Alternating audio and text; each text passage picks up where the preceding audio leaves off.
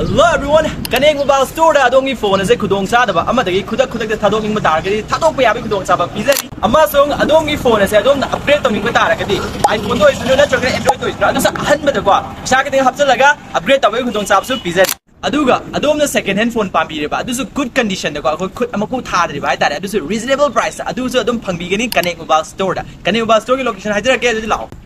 This is the hapta minu thong lai dana adai sum lai chala kum matam dana Sida Kaneng Mobile Store hai na ko lai bane sida